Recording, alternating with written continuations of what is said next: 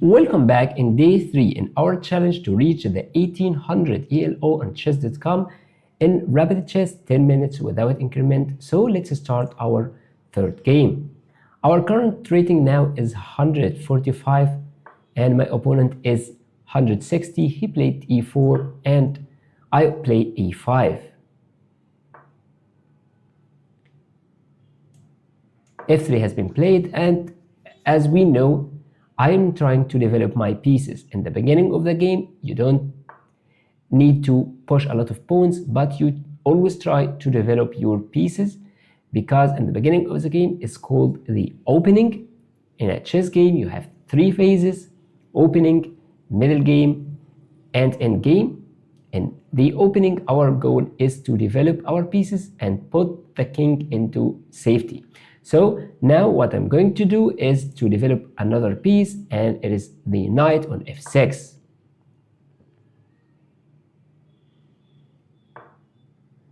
Again, my opponent is pushing pawns but not developing pieces, and that is not what grandmasters advise. So I would instead develop another piece. So I'm developing my bishop into an active diagonal, and my opponent is developing his knight as well, but he cannot castle. And look also at this diagonal, it is so exposed. These squares are too weak, and now I am thinking of sacrificing my knight and then open this diagonal to my queen, so that I can give the king a check from the h4 square. So let's do this. Now I'm ready to check him from the h4.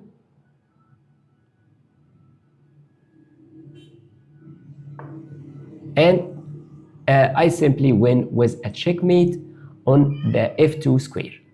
This was not the best move. Best move was to cover the check with the knight, so I wouldn't be able to check him mate, but now I would just check him mate.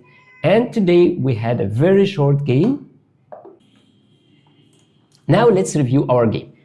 It's always good to review the game and analyze it with the computer. So this was a very short game and we had a brilliant move. So let's just go into analysis. e4, e5. This is traditional moves in the opening. But then my opponent has played the f3 pawn.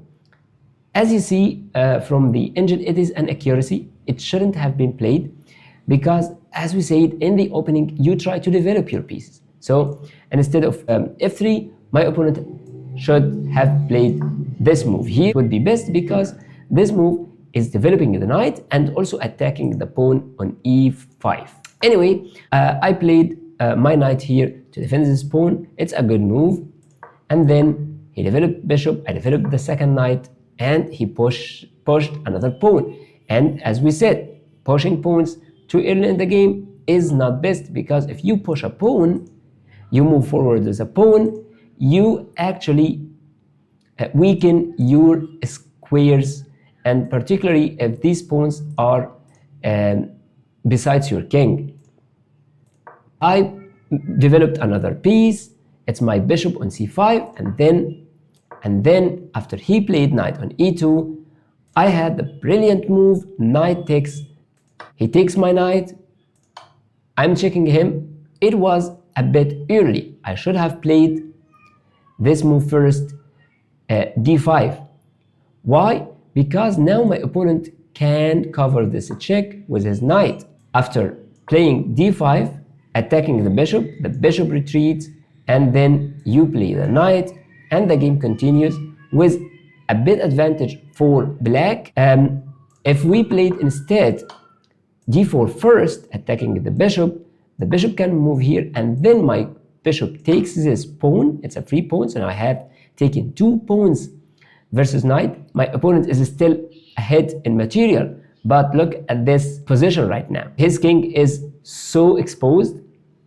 After he playing d4, attacking my bishop, I could now have checked him from the h4 square, and now he cannot cover with his knight like earlier, because if he covered with a knight, I would simply take the queen and win the game. Anyways, like I said, I didn't play the best move here, but it's okay, I'm still better.